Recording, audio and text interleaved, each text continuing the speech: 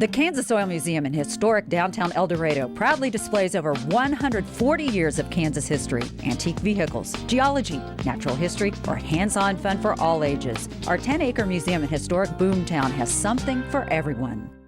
The following program is brought to you by TZ Productions, celebrating KPTS's nearly 50 years of community support in South Central Kansas. Great starts here on KPTS. Brought to you by Central Security Group, your experts in home automation, security, and peace of mind. View video on your smartphone and control your home's lights, locks, heating, cooling, and more. Security app compatible with Apple Watch and Amazon Echo.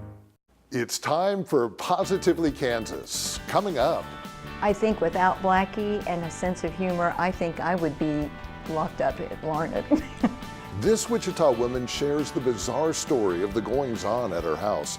It involves her mother, who is in the throes of dementia, and this little dog. This is a bittersweet story full of love and laughs. Also, when I came in and the kids saw me, they were like, "Who are you? We have no idea who you are." this Hayesville school counselor shocked everybody by the way he reinvented himself. Learn what he did, how he did it, and why it's become an important life lesson for all the kids at Freeman Elementary. Plus, I expect a little bit of reaction, but it's just been overwhelming. It's been crazy. Scooby-Doo, where are you? Oh yeah, you're riding around the streets of Wichita. Cool. We'll learn the story behind the new mystery machine that's turning heads. I'm Anthony Powell, filling in for Sierra Scott. Those stories and more are coming your way. Positively Kansas starts right now.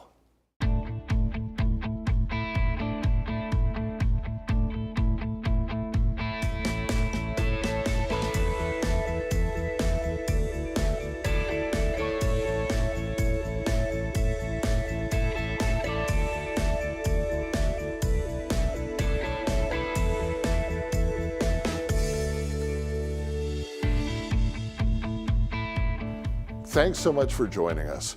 Dementia is a devastating disease. It robs people of their minds and personalities and leaves loved ones heartbroken. But a Wichita woman named Sherry Oatstein has stumbled upon a way to find joy in this otherwise joyless situation. It all began with a new addition to the family. Jim Grayway has the story. Say hi to Blackie. His wife left him and now he's in a midlife crisis. When we adopted him that day at the Humane Society, we did so much to help his life because he'd been kicked out of his home, he'd lost his wife and children, and he was just so grateful for our love. Fortunately, there's a new development. And now he's had this great news. We'll get to that in a minute. First, let's welcome you to the world of 96-year-old Charlotte Ann Newhouser and her daughter Sherry. It's a world where this cute little dog plays a role bigger than reality. A role that Sherry says has been a godsend in this house. There's always joy. In 2013, Sherry became her mom's caretaker after dementia set in. Sherry says that decision was a no-brainer. Why wouldn't you? She's the best person I've ever met. And she was there for me during my formative years. She worked 3 jobs, Jim. And then when I had some struggles later in life, she would never turn me away. So how can you refuse such a beautiful soul? At the same time, Sherry brought in this other roommate as well. I decided at the beginning to get her a dog, so while I was at work, she could have someone to talk to. And boy, did she exceed my expectations. Sherry says the two have been inseparable from the get-go. And as her mother's condition has progressed, Blackie has taken on a persona that keeps her mother engaged and keeps life interesting for everybody who darkens the door of their house. There's always joy, and part of the joy comes through Blackie because she has conversations with him. Sherry says the relationship has brought so much joy that she had to share it with the world. So she has put pen to paper and turned the goings-on between Blackie and her mom into a book. It's real, it's nonfiction, but it is fictionalized because of my mother's imagination. she makes up stories about Blackie that come from her past. Charlotte worked most of her life as secretary to a top executive at Beach Aircraft.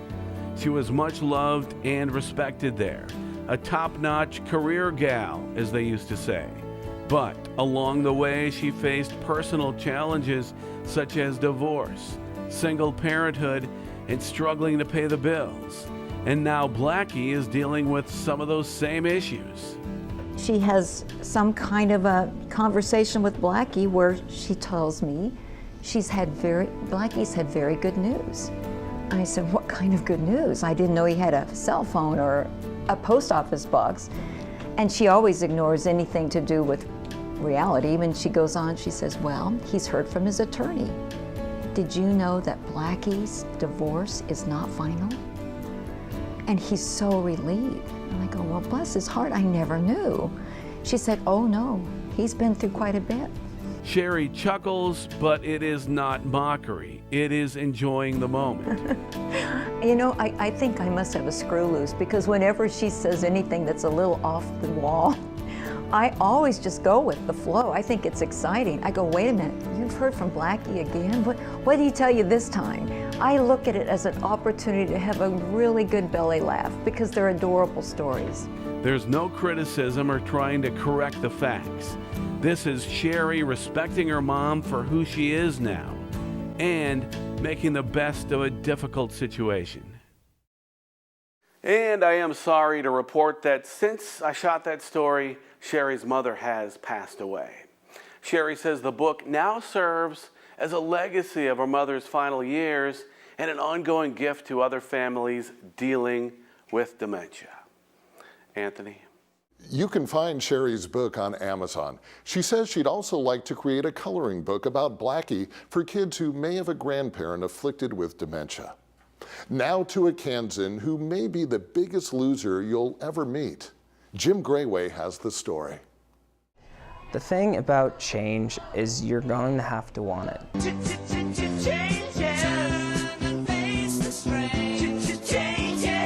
Hayesville Elementary School counselor Nate McGee is literally half the man he used to be.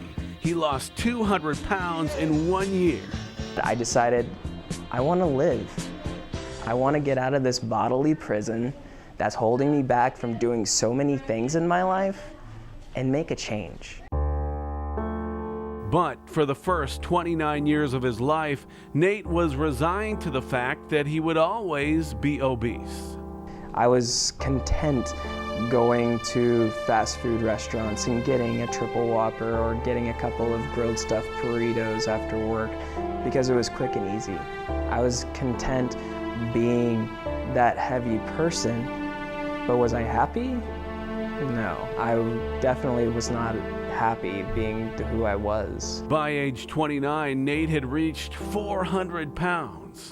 The last straw came when he took an airline flight. He took up a seat and a half, making the person next to him uncomfortable. He was also embarrassed to have to ask for a double seatbelt extender. When he got back to work, his boss challenged him to a weight loss competition, and Nate agreed. He immediately cut down to 1,500 calories a day and started exercising regularly. On the first day that I went to the gym, they said it would take me years to lose 200 pounds. And so that was a goal. I wanted to prove them wrong. And did he ever? Nate chronicled his weight loss in photographs. Half of him disappeared over the course of a year. Now he is under 200 pounds. Nate has shared photos of his meals on Facebook to show that you can still eat food that tastes good and slim down. But there is no magic formula, he says. You have to be disciplined. The thing about change is you're going to have to want it. And you have to invest that time in yourself, though, because it's not a diet. It's a lifelong thing that you're going to have to stick to. It becomes a hobby. It becomes just a second pastime to your life, because If you want to be fit, if you want to be healthy, you have to put in the effort, and that takes time. And this experience has given Nate street cred in his job as school counselor to preach determination and discipline to his students. On my desk, I have a picture of myself. It was a picture of myself back when I was that heavyweight, 390-pound person. And I keep that as a reminder on my desk for every student that walks in my door, because it is a good example of goal setting. If you want to achieve something, if you want to reach a destination in your life, if you give your best and you want to make that change, it's achievable. For Positively Kansas, I'm Jim Grayway. Nate says losing the weight finally gave him confidence to ask a girl for a date. And now he and that woman are in a steady relationship. Speaking of inspiration, we have this story. For 30 years, including 19 at Newman University, Mark Potter devoted his life to coaching basketball. But back in 2004, something happened in his life that changed him forever. He has taken that experience and made it his mission to help others deal with what he went through. Listen, post players, as we made them miss, we have done a horrible job so far. Intense, passionate, emotional. Sedan, Kansas native Mark Potter left nothing on the table during his decades of coaching. He began his career at Cheney High, then moved on to Cape and Mount Carmel and South High before taking on his biggest challenge, returning to his alma mater, Newman University, in 1998 to help restart a program that had been eliminated 11 years before. Despite the odds, Potter propelled Newman to great success, amassing the highest win percentage in school history and helping the school go from the NAIA to NCAA Division II level. His Jets squaring off against Division I competition like Wichita State and Kansas State. But despite all the high notes, the stress of coaching, especially at the collegiate level, took its toll. You know, it's day in and day out of nonstop recruiting, nonstop preparing for the next game. So in the season, there's 6 months of just, you know, I don't know if 24/7 is the right way to describe it, because you got to sleep, but even when you are sleeping, it's like you're thinking about what you got to do. Potter says he not only felt like a coach, but also a psychologist, helping players deal with off-the-court issues. But of course, that's not all. There's things you can't control, and it's probably what I wasn't very good at in regards to the stress level, but you know, when you have injuries to players and things that happen, you know, within a course of a season, it can completely and totally affect the end result. It became too much, and in the fall of 2004, Potter sank into a major depression. Despite losing 30 pounds and confidence as a coach, husband, and father, he was in denial until his wife, Nanette, gave him an ultimatum. She demanded, and when I say demand, I mean demand, that I went to the doctor because I told her I wasn't going to go. And you know, she threatened to get my 6'8", 280-pound assistant coach to come and pick me up and put me in the car. Potter missed several games, but most importantly, he received help and was able to return to the sidelines. At first, he didn't want many people to know about his absence, but word soon got out. What the coach didn't anticipate was the tremendous public outpouring of support he received. Many people told him his story helped their depression. Potter knew he couldn't stay silent and began speaking publicly on the side about his experience.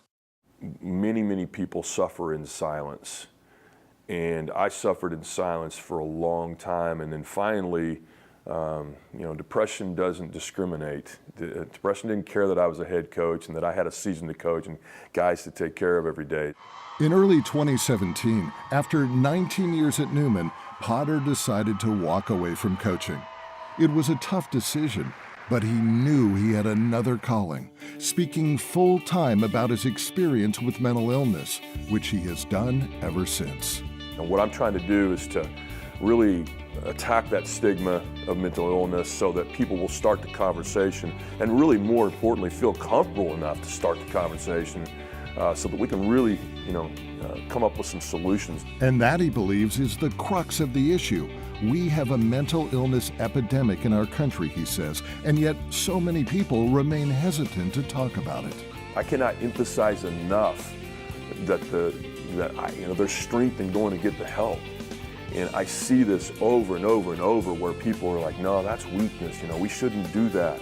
It has changed my life. Thanks to medication, his family, and faith, Potter says he has never felt better. And despite the tremendous pain he suffered years ago, he looks back on it and says, I'm very grateful that it happened, very blessed that it happened. Grateful because he says it's made him a better man, husband, and father. Not to mention the countless people he has helped and continues to help deal with mental illness. Potter's wife, Nanette, played a big role in helping him deal with his depression.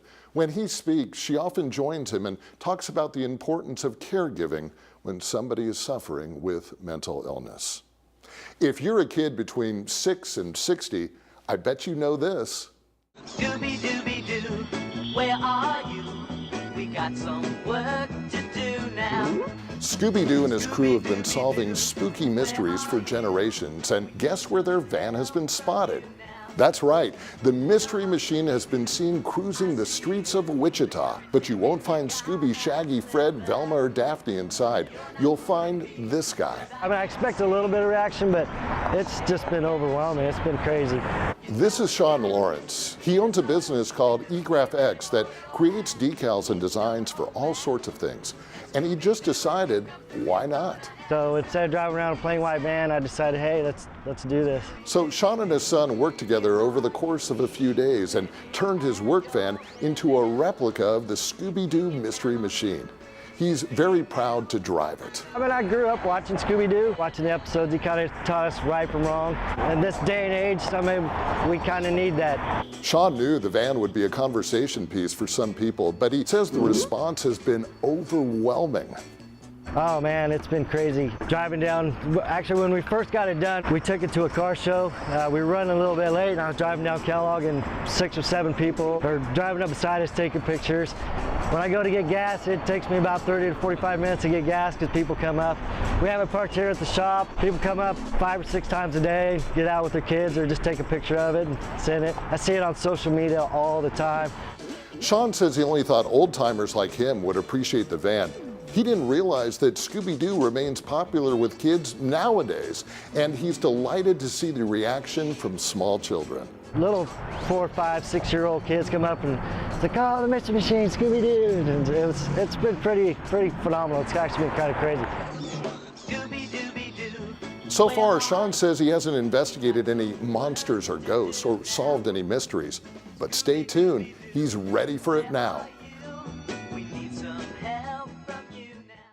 We have lots of aviation buffs in the air capital, but nobody has a story quite like Larry Mong's. He has recovered a relic from the past that reminds him of his dad's contributions to the aviation world. Correspondent Jeff Goodman has the story. In the corner of Larry Mong's workspace hangs an antique clock that represents a time when traveling by air used to be as easy as buying a ticket and boarding a plane. In about 1998 or so, they were redoing Love Field after Braniff left and Southwest was taken over, and they ditched this Fly Braniff clock that was in the terminal. And I bought it from an antique dealer that got it from a salvage guy. The clock was built by the Waltham Watch Company. It is said the company produced more than 40 million watches, clocks, speedometers, time fuses, and other precision instruments between 1850 and 1957. Waltham watch time was famous. If you saw that on a clock, you knew it was supposed to be really accurate. Larry had another reason for buying the clock, a personal one. The only reason why I bought it is because my dad was into aircraft and I thought it was cool. While Larry was growing up, his dad, Ralph, worked as a mechanic for American Airlines and was an avid tinkerer. In the 50s, my father designed his own airplane called the Mong Sport, and he was only 25 when he started building it and 27 when he finished it. Working in his living room, the plane Ralph Mong designed, developed, and built was fast and agile.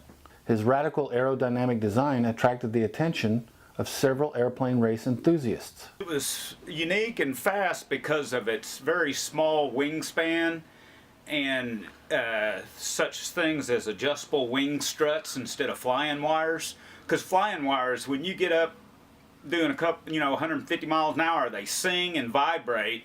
To get his plane certified, Mung joined the EAA, the Experimental Aircraft Association.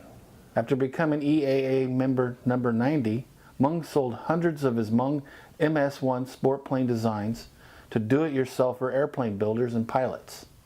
The Mung, or Mungster, as the pilots love to call it, quickly established itself in the U.S. aviation race world. There was 3 or 4 Mongs in this race, and this one guy, Dallas Christian, had been beating everybody for about 2 years. Well, the record was like 157 miles an hour, and he won the race doing 178 miles an hour, which was 25 miles an hour faster than the record, and it set the pace for years in racing.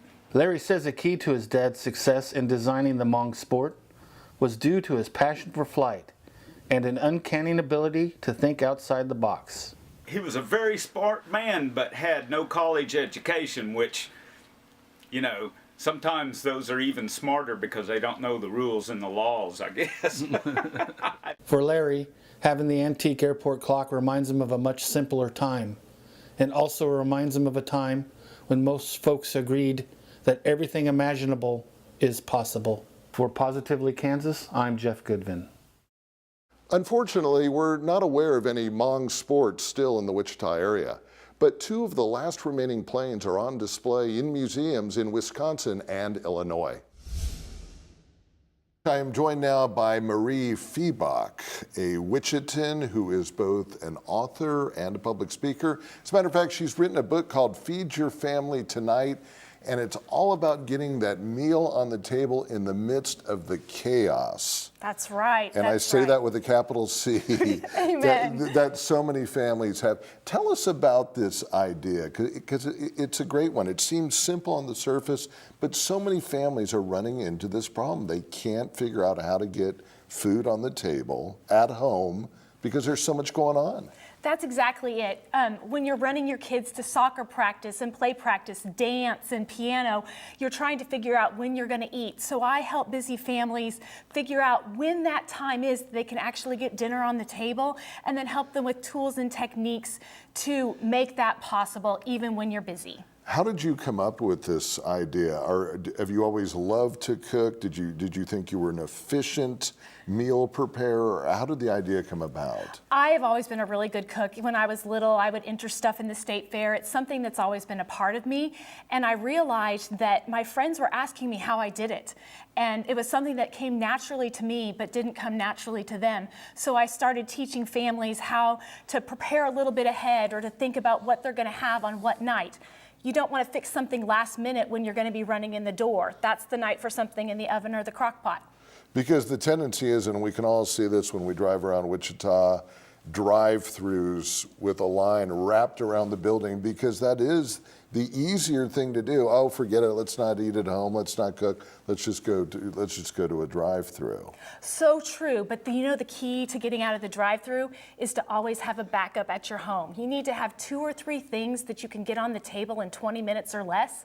One of my favorite things is to have taco meat in the freezer so that I can pull out some lettuce, and in 20 minutes I've got dinner on the table, which is almost faster than the drive-through some days. Good segue, because you are going to prepare some taco seasoning for us right here. I can. Is that right? Yes. Show us how you would do this in a quick and efficient manner. Well, this taco mix is something that you can keep on hand, make it ahead of time, and then just take it out as you need it. It starts with 1.5 cups of chili powder. Okay. And I just mix this straight in the jar that I keep in my cabinet all the time. And then there's 3/4 cup of cumin, and 2 tablespoons each of garlic powder and onion powder. Okay. 1/4 cup of paprika, and 2 tablespoons of oregano, and 2 teaspoons of black pepper. And this last ingredient, I don't know, do you like things spicy?